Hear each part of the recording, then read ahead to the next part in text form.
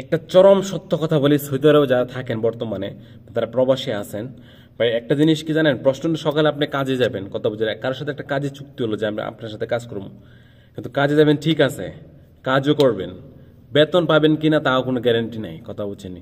বর্তমানে এটা সবচেয়ে বেশি মানুষে এই অত্যাচার, এটা এই জুলুমে প্রতিদিন শিকার হচ্ছে মানুষ, শুধু বাঙালিদের ক্ষেত্রে এটা হচ্ছে বেশি। আর বাঙালিরা কি জানেননি, মামু, হুফা, খালু, খালা, হ্যাঁ, মামাতো ভাই, ফুফাতো ভাই, এমুক আত্মীয়, সে আত্মীয়, আমার এমুক বন্ধু, এসব মানুষের মিষ্টি কথায় মানুষ বিদেশ আসতেছে প্রচুর, কথা বলছেন, দালালের চক্রান্ত করে মানুষ প্রচুর আসতেছে সৌদি আরবে। কিন্তু এখানে যে অবস্থা আছে ভাই, বিশ্বাস করেন, এটা ভবিষ্যতে আরো ভয়ানক অবস্থা হবে। কাজ নাই, কাজের সংকট, আর কাজ করে টাকা পাচ্ছে না, কাজ নিচ্ছে কারো কাছ থেকে টাকা দিয়ে কাজ নিচ্ছে, কিন্তু লাস্টে অবশিষ্ট কি গিয়ে দাঁড়ালো, প্রতারণা, কথা বলছেন। তাই মানুষ এখন এই কষ্টের মধ্যে আছে, কথা বলছেন। তারপরে আপনারা নতুন বিষয় নিয়ে সুন্দর করে আবার সৌদি আরবে আসতেছেন। তো এখানে কি বলেন, এখানে কি আমরা এখানে আসার পর যদি আপনার এই সমস্যাগুলো দেখি, তো এটা কি আমরা কি কষ্ট প্রকাশ করবো না সুখ প্রকাশ করবো, এটা কোন? আমরা কি আনন্দ থাকবো না সুখে থাকবো কোন? সেটা আপনি নিজের ব্রেন দিয়ে খাটবেন, কথা বুঝছেন। যে জায়গায় শুনতেছেন আপনি, অবস্থা ভালো না, পুরান লোকে কাজ পাচ্ছে না, কাজের সংকট, এটা বেশিরভাগ হচ্ছে বাংলাদেশিদের ক্ষেত্রে। কেন? কারণ কাজের অনেক সংকট, কাজ নাই, আপনি কি করবেন, আপনি কাকে দুষবেন? কাজই নাই এখানে, কাজ একবারই নাই ভাই, কথা বুঝছেন। সবই এখন কাজের সংকট, কাজ নাই, আপনি কেন আসবেন এখানে, কথা বুঝছেন। আসেন 2 মাস কাজ করেন, 9 মাস বসে থাকবেন, কথা বুঝছেন, এরকমই থাকবে আর কি। যারা নতুন করে আসতেছেন তারা আমি বলছি, এখানে অবস্থা এই নতুন লোকগুলাদের জন্য আর ভবিষ্যৎ আরো অন্ধকার হচ্ছে। কেন কেন এখানে কাজের অনেক সংকট। অনেকে আবার যেতে পারেন ধর্মের প্রতি, বলতে পারেন তকদির নামে একটা কথা আছে ভাই, তকদিরে কি আল্লাহ এটা জানেন না, আপনাকে জ্ঞান দেয় নাই যে এখানে আগুন আছে, আগুনে পাড়া দিলে তো আমি পা পড়বো, আপনি এই জ্ঞান দেয় নাই?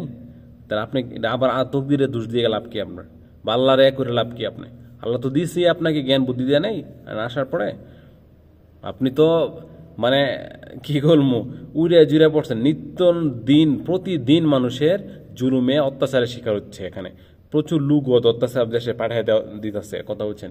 এই জন্য বলি ভাই, আপনাদের খুশি বাস, আপনারা আসলে একটু বি কেয়ারফুল।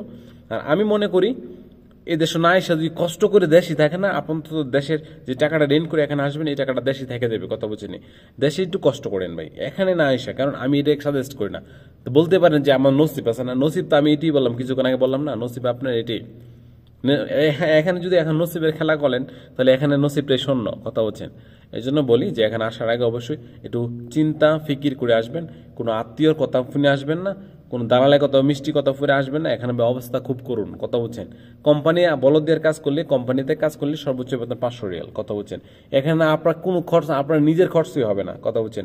আর আপনি আসবেন এলে দেশে, আসেন কি এই যে হাতিয়ে দেওয়ার লাগি, তারা হাতিয়ে দেয়, শূন্য দিব, শূন্য, কোনো কিছু দিব না। এই জন্য বলি আসার আগে অনেক বি কেয়ারফুল হয়ে আসবেন, কথা বলছেন। নিজের চিন্তা বাড়া দ্বারা দেখেন, একটা মানুষের কথা আছে না যে এখানে যে মানে থাকতে সবাই কেউ মরম দেয় না, কথা বুঝছেন। আমি এখন যদি সারাদিন কান্নাকাটি করে এখানে আপনাকে বুঝাই, তো আপনি বুঝবেন না।